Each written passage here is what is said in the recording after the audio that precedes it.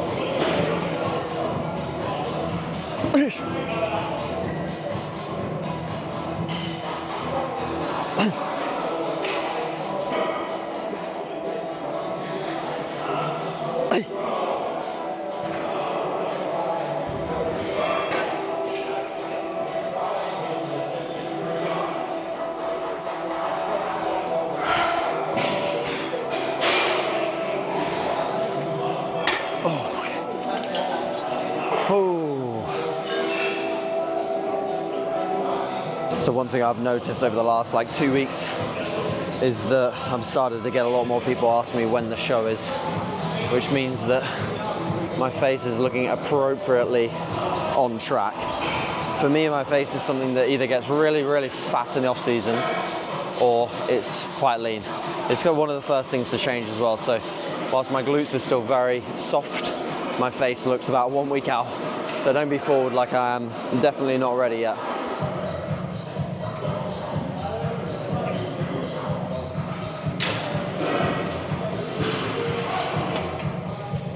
Yep, okay. Oof. Oof.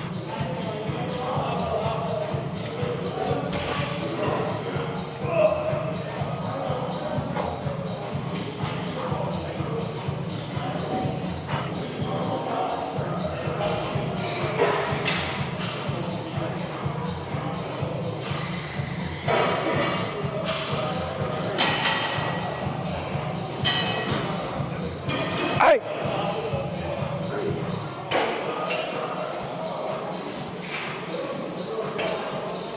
Oh, beautiful.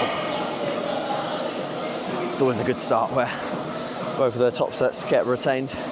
Especially on this, it's actually a pretty challenging machine. As much as it's just a single arm lat pull down, it's still pretty challenging to retain, especially as body weight comes down. You can kind of feel the differences.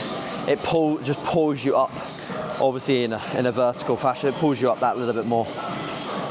So I do 2 sets here, one with 64, one with 57. First set is like a 9, second set is like a 10 to 12. And I do move a little bit faster on the second set because, you know, I think with heavier loads, you need to respect them a little bit more, have a little bit more control.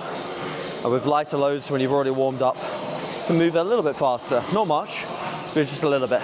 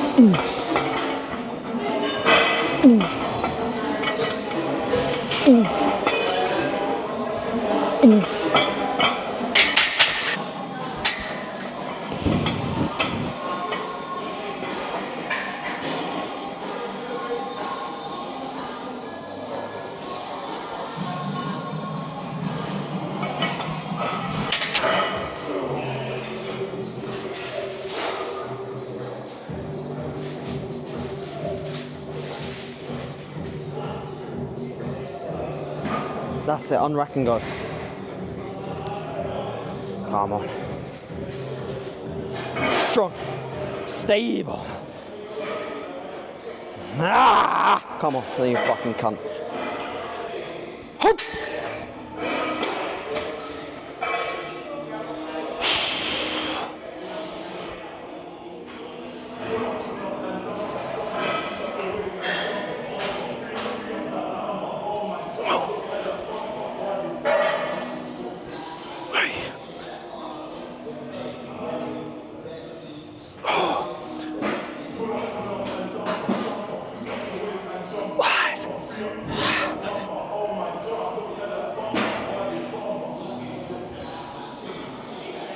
Oh yeah! Yes!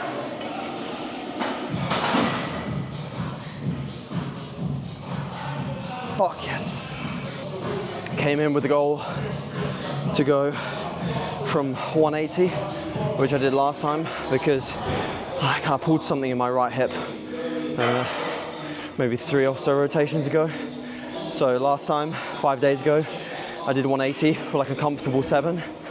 And today I was like, if the warm-ups feel good, I'll go back up to 190, because I know I can do it. And that was like a really nice 6. In fact, it felt much more comfortable, much more safe than the 7 that I did at 180. So I'm really chuffed with that. I'll take that today.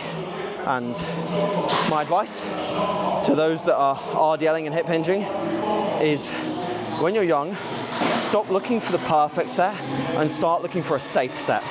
What I mean by that is, if you're so bothered about fucking oh, X and Y says you have to have your torso perpendicular to the floor and you have to have your hips back all the way, and you're using like fucking 60 kilos on the bar. Move some weight with some confidence, get strong, do a hinge. If you rip it off the floor, rip it off the floor. If you pull it from the rack, do an RDL, do an RDL. Do a hinge and do it with intent. I love to see some of the young kids out there right now that are just ripping shit off the floor. And most of them are like gonna be fine doing that up until a point where they might have to think a bit more about the intricacies of how they rip stuff off the floor. And that's cool, but up until then, rip stuff off the floor and it will show in your back. And you have a much better back than all those kids doing 60 kilos and doing D-handle pull downs the whole session. So next in the sequence of rip it off the floor or hold it in your hands and hope for the best is a Pendlay row. So with these, the difference between a regular barbell row and the Pendlay is we touch the floor, brace as if we're about to stiff leg it, and then ideally rip it off the floor with our elbows leading the movement. So for all intents and purposes, I'm going to roll up my sleeves so you can see what my elbows are doing. Now, I see quite a few of these that look quite risky. Again, if you're young and you feel safe, go for it. No huge problems. But they'll probably catch up with you at some point, and unless you want to be in a wheelchair like Ronnie, you probably need to do them with a little bit of a longevity focus. But nevertheless, still do them. You don't have to do them with 180 kilos. If Dorian could row 3 plates and have a massive back, 3-4 plates, you know, we don't have to use ridiculous weights to be able to develop what we want to develop from these. So I'll do one warm up with 100 and then we'll work with 120 today.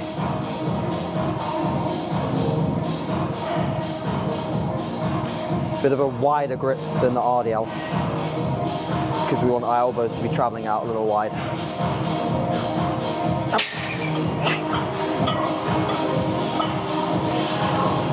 Bit of a wider stance as well.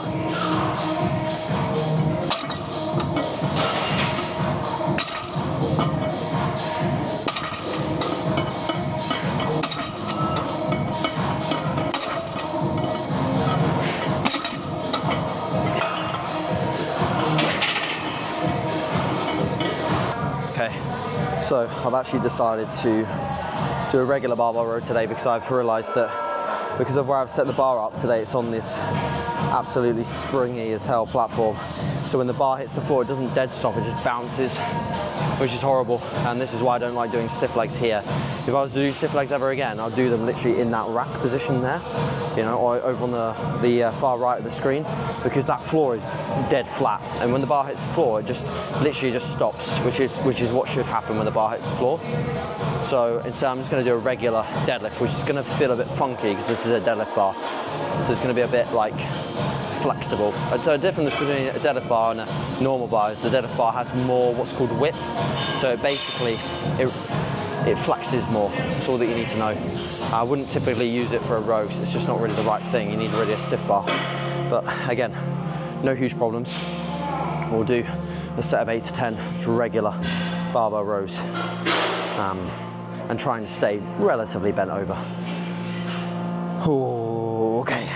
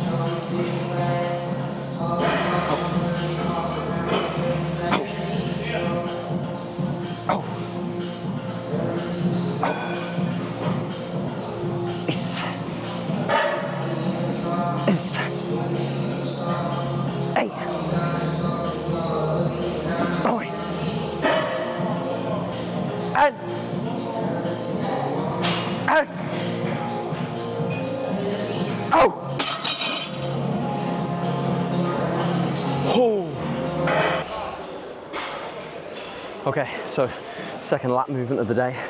Obviously we've worked the lats in more of a vertical plane of motion, and now we're going to work them in more of a horizontal plane of motion. Now, to all those pull Carter fans, yes, these are both in the sagittal plane, but I urge you to do a vertical pull down for your lats, and then do a horizontal put or row for your lats, and tell me what you feel. Do you feel different portions of your lats working? If you do, fantastic, go for it. If you don't, and you really believe that you only need one movement in the sagittal plane, then perhaps you could do a row in one session during the week and then a pull down in another session. I like to do both, that's my preference. 2 sets here, one with a stack and one slightly short of it. Big cues on this is that it diverges, so what that means is that the machine travels away. So in the contraction it travels out this way rather than traveling just back. So as a result, I have to stagger my body slightly off to the side at which it's diverging to line that upper arm down towards the side of the body. So just a small cue if you're going to use this piece, or if you're using anything which diverges and you want to train the lats, try and keep your body in a position where it allows the upper arm to finish right next to the rib cage.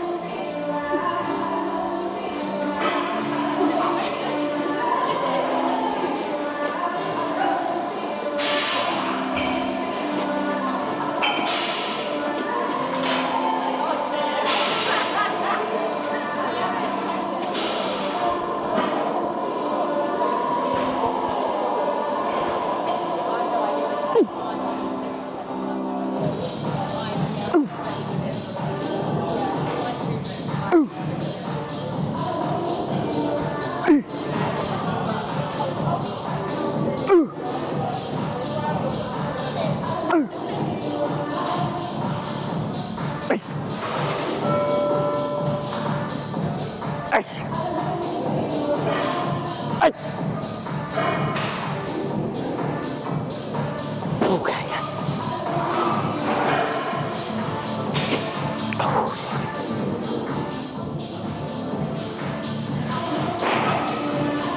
Another thing with single arm movements is I often see or get form clips from clients that will go from one arm straight into the other, and in my honest opinion, if you're working really hard, you're not going to be able to do that.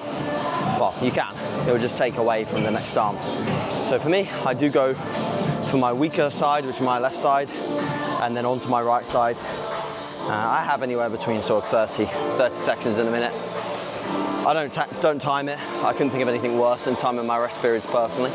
So take as much time as you need, and don't necessarily stress either about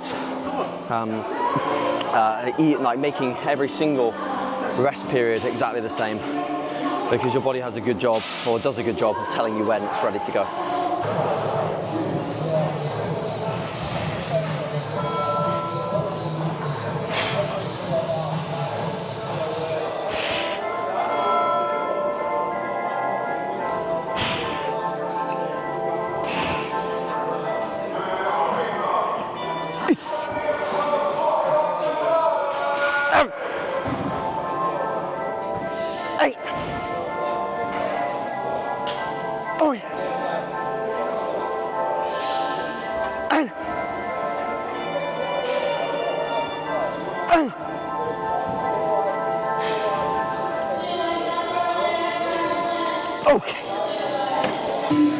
Okay, next movement, low row from prime. Amazing piece. I love this piece for upper back. I think it's probably my favourite piece in the gym for upper back. Maybe a close second to the actual prime horizontal row over there. But the angle's so good. It's basically like a hammer strength low row, but with an adjustable profile. So do 2 sets here. One on setting 5, which is mid-lengthened, and one on setting 3, which is of course lengthened. So it just kind of fits this deeper portion of the session a little bit more. The goal here is to allow my scapula to get into a deep stretch and allow my biceps to cover off my pecs in the stretch, and then drive with the elbows back, trying to get them just beyond the midline of the torso, so I'm retracting my scapula, and then slowly back into the stretch. I don't mind a little bit of thoracic movement on this, so a little bit of movement through the T-spine, but I want to mainly focus on keeping a relatively neutral spine, because we challenged all the spinal extensors and erectors on the RDL and the barbell row. So keeping more of a neutral spine and focusing on just letting the scapula protract rather than letting my thoracic dump into the stretch.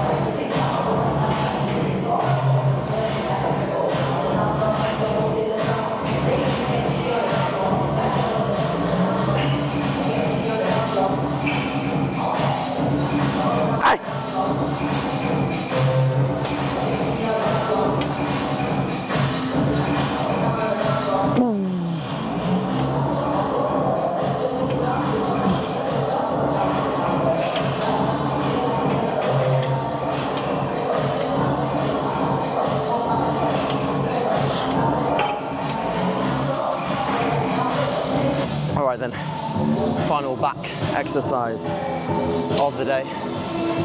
And we're here at the prone pull down, one of my, again, favourite pieces. It's funny that I use my favourite pieces in training.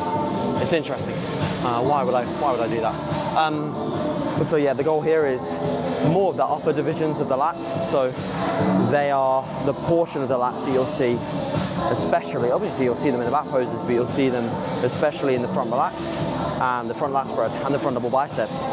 So those are shots that accentuate shape. And I don't want to say I'm not one of the bigger guys, but I'm not a crazy big guy, you know. So I've always like played to my strengths, and that's kind of shape and conditioning. And I think this exercise has definitely brought up my upper divisions of my lats a lot, and of course my upper back. But yeah, so I'll lean back a little bit, but not excessively, and the cue will be down and slightly back, and I'll allow my scapula and shoulder to move completely freely. So you want some of that shoulder elevation depression. You also want your scapula to protract and retract. I did one warm-up set, and then we're going to go ahead and get after 2 sets on setting 3.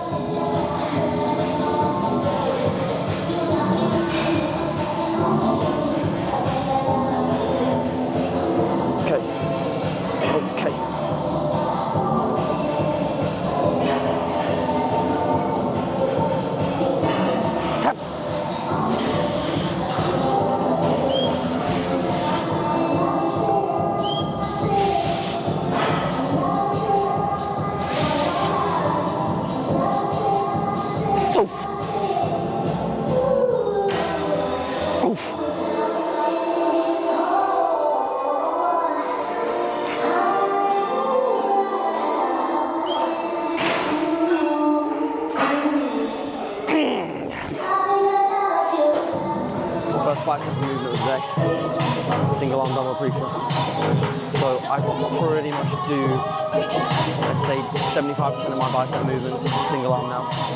It just aligns better. I just get better work done. So I do 3 sets here, and then 2 to 3 sets on the incline cable curl, depending on recovery. But most of the time it's like 6 sets for biceps on a pull day, and then 2 more sets on legs, which will fall in 2 sleeves time.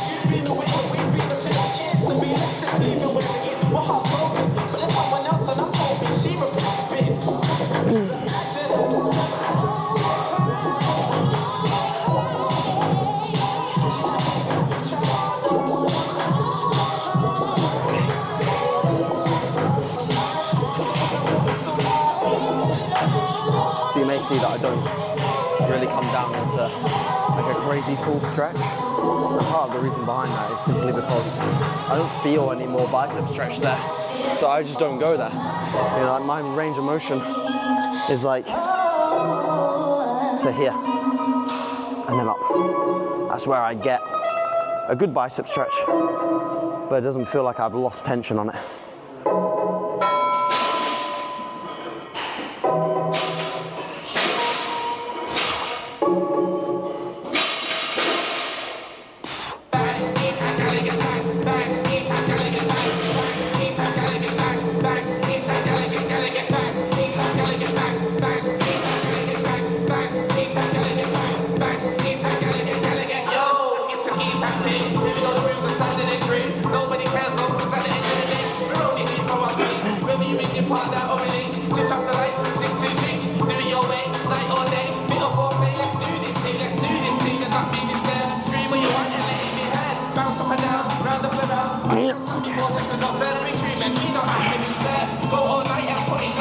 Yeah, 3 sets here, I'll stay with the 16s, so it'll be like all 8 to 12 rep range, so like the first one was there, 12, the next one will be 10-ish, and then 8. That's how my reps kind of fall down over the course of 3 sets. Okay, so I mix my rear delt workout between a row and a fly. So with a rear delt row, you really need either like D handles and a cable so you can think about cueing out and not back. And I really don't go that heavy. Like, I've tried to go heavy on these before in the past, and I just don't really feel them that much anymore. So I use this on setting 3. This diverges like hell. I think it's actually diverging too much for upper back. So I just use it for rear delts. I don't use straps because it forces me to just go a little bit lighter. And I really focus on not allowing my scapula to move all that much. A little bit of retraction, but not too much protraction. Because if you protract a load, then you'll have to retract to get out of there. So I prefer to keep my scapula relatively fixed, spine neutral, and then just cue from here out and at that angle. And that for me fires up rear delts. But again, I just go quite light.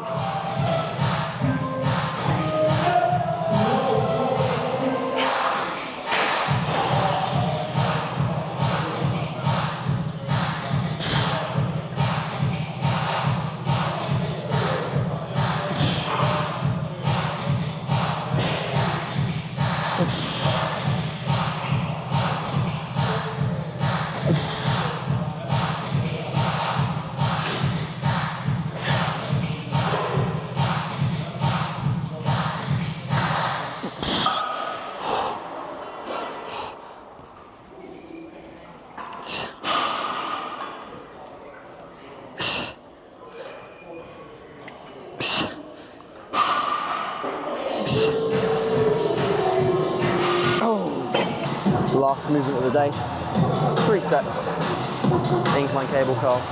Some good cues to think about here. Upper arm behind the body. Take 1 step away from the cable stack, that's all you need. Sometimes I use the Bravo because it's got the back support, which is nice. This cable stack's also perfectly fine. I like to bridge the gap. I say bridge the gap. I like to have like a, kind of almost like a bicep break with the rear delt stuff, because I feel like the 6 sets are way more productive when I split them up with rear delts than if I go 3 sets preacher and then 3 sets of this straight back to back.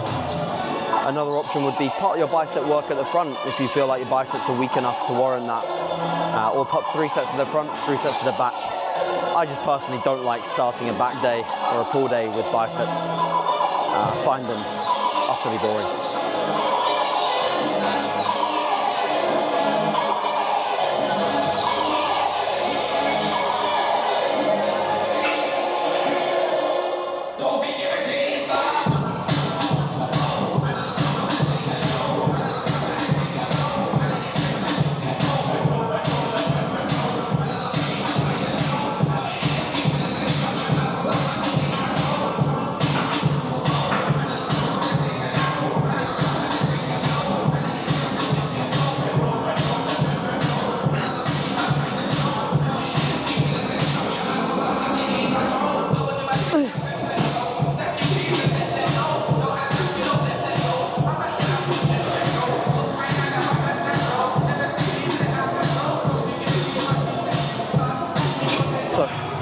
This is not really an exercise, it's a stretch.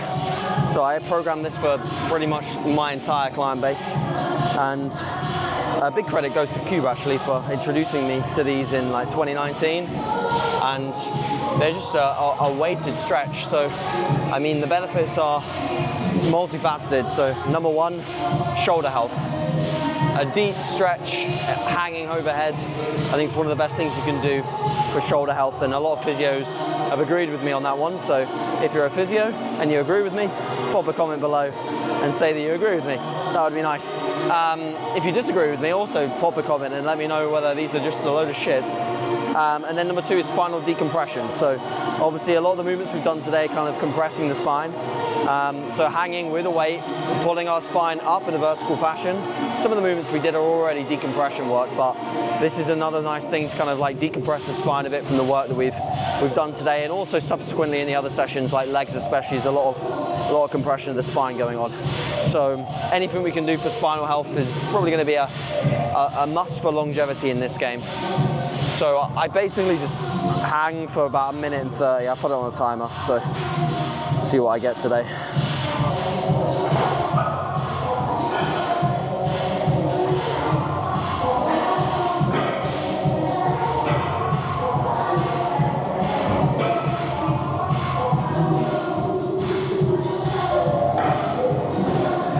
Oh, I bet this is absolutely riveting to watch. I bet you're all just watching this thinking, wow, I am hooked. Probably can't turn this off, to be honest. He's stuck here now, watching me just hang. Yeah, just hang with the weight. Why are you even here? Why don't you just watch something else? Oh, just killed my watch time with that. Yeah, just killed the watch time. Alright. Fuck.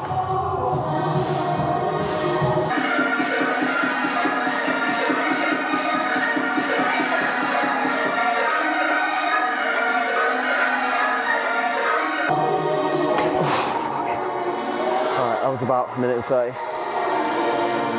It's a good one for grip strength as well. If you really struggle with your grip strength, just do these.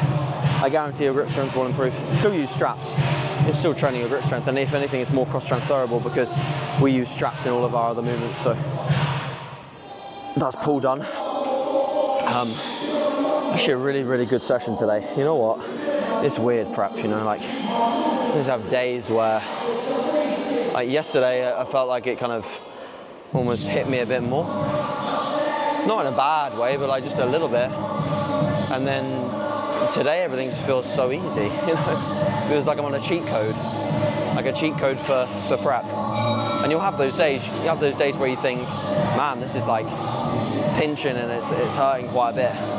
And you think, oh, I've got 18 more weeks, 25 more weeks. The best tip that I can give you is really stay present. You know, realize that the more that you think in the future, the more that you think about the next day, the more that you're going to start to torment yourself and almost produce a bit of an anxiety response. And I guarantee your body's not going to like that. So focus on the present, focus on now, focus on how grateful you can be to bodybuild and to do this. There's not many people that can do this and do this well. And realize that if you have a tough day, there's probably going to be good days that are right around the corner as well. And if any of you are struggling on prep, I'm always here. You know, pop a comment below if you're struggling with something and I'll help you out. Join Natural Bodybuilding Worldwide, start a log, and I'll help you with any of the obstacles you're facing. That's really what I want to do with this channel, is help people. And if just watching the video helps, fantastic. But if I can do something personally to help you, please don't feel afraid to comment. I'll catch you guys in a bit. All right, guys, session complete. That was a very productive session, as I said at the end. Really happy with performance across the board. And to be honest, getting out of a pull session and not feeling ridiculously buried and also not picking up any niggles is a win, is definitely a win. You know, with the way I train, I'm aware of the risk element, but I think with no risk, there's no reward. Being honest with you guys, I really do believe that. I think all the top bodybuilders that train with a degree of risk, you know, appreciate that the reward comes with that risk. I don't know if anyone else gets this, but when I come out of the gym and get into like cold air, especially if I've sweated a bit, like the sweat gets into my eyes and then my eyes sting like like hell. Yeah, tremendous day actually today. Very nice. Oh yeah, beautiful Rotherham, yeah. So yeah, back home now. Post-workout. I don't eat post-workout at the gym. I used to, but it's good for a time efficiency thing, but at the same time it's not good for digestion in my opinion. It's very loud in there even if you put headphones in. So I just go home. It only takes me about 25-30 minutes, hopefully with decent traffic, to get home. So that's what we'll do now, and I'll also check up on Loz because she's not been well, bless her. She's been really sick. Like, this is the most sick that I've seen her since we went to Seattle for WMBF Worlds in 2023, and she was so sick there. She couldn't even make it to the show, barely. So yeah, she's not well. She's been eating like just the weirdest diet I've ever seen in my life. Should really do a full day of eating with her at the moment because it's weird as hell. But we'll check up on her, eat post-workout, I'll show you that, and then we'll wrap up another very productive day of contest prep. Alright, so I am back home. It is 4:15, and this is post-workout meal. 100 grams of jasmine rice, which I cook in the rice cooker, which is over there. I use the Yum Asia rice cooker from Amazon. I can probably drop a link if people are interested, but it's very, very good. And if you don't use a rice cooker and you're still cooking your rice on the hob, just get a rice cooker. It makes life so much easier. And then 150 grams of chicken, which Loz prepared for me whilst I was out, which is very kind, which you prepared in the Ninja air fryer, which is where we do all our meats. A little bit of salad there, and 100 grams of raspberries. So yeah, Loz, how are you doing? Better? Oh, you don't sound well. I've got a cracker. A cracker? And another cracker. Are those the Dorian Yates crackers? Yes. Dorianos. Doriano crackers. I have actually just eaten some sweet potato and chicken as well. Oh, okay. I'm just also attempting to get calories in the system. Yeah, you're down in body weights, aren't you? You've had a very successful day of fat loss. I'm 6 pounds off my stage weight. Oh dear. Yeah. Well, it looks like you're competing at the Heart of England. Game on. Oh yeah. The Sickness Classic. No, the depleted classic. Yeah. No muscle. Well, I'm pretty sure I'm not going to have much else to talk about today. I may show you my last meal. If I do, I will perform an out. I will perform. What are you performing? Perform the outro. I'm not good at this. You could do a song. A song? Yeah, a special song. For the people that watch to the end, they get a song. Oh, That would be actually quite good, to be fair. That would be good. It's like at the end, like it goes into like a catchphrase. It would require a lot of like lyric writing Yeah. to do that. Oh, I could do it off the tongue. Well, you've got a couple hours, so. I'll prepare for that then, I guess. Well, that leads me to, I will wrap up with my next meal. Between this and that last meal, what I will be doing is 30 minutes on the treadmill to do about another 3,500 steps, 4,000 steps. Post on Instagram something, I'm not even sure what I'm going to post today. So obviously I filmed all my training on this. And yeah, maybe do a bit of editing for this because this has got to go out on Monday. Do my MBW log. Get back to some WhatsApps. Not too many that have landed in though. So yeah, that's me for the rest of the evening and I'll catch up with the next meal. Alright guys, as promised, we're at the final meal of the day. Me and Loz have swapped roles now. She's on the... I am the cameraman now. videographer role. So yeah, final meal is 100 grams of oats, 50 grams of whey, 20 grams of dark chocolate, 15 grams of almond butter, and 100 grams of raspberries. I think that's everything in the ingredient list. And cinnamon. And cinnamon and salt. So I'm at that point in dieting where cinnamon and salt now taste really good. And they don't just taste like stuff you just put on and just they are there. So they actually taste really good. So yeah, I've this whole diet I've kept carbs pre-bed, and I'll pretty much aim to keep them in as long as I can sustain, you know, this amount of calories or even slightly less. I'll still keep anywhere between 50 and 100 grams of oats pre-bed because it just helps me dramatically with my sleep, and that's something that for me did definitely take a hit. One, due to the aggressiveness of the deficit in 21, but also due to having to not have carbs because I had to create a huge deficit. So yeah, I've really found this works super well for me. So it's something, if you're working with like macros, it's maybe worth working out whether that works for you or not. And yeah, I think that's it for today's vlog. I hope you enjoyed it. If you did, comment below. We'll do the same again because it was pretty cool when I saw lots of MBW. So if you watched the end and you did enjoy it, comment below MBW, and that helps me get a gauge as to who's enjoying the content, who's staying to the end. And yeah, guys, thanks for watching. We'll catch you in the next one. Speak soon.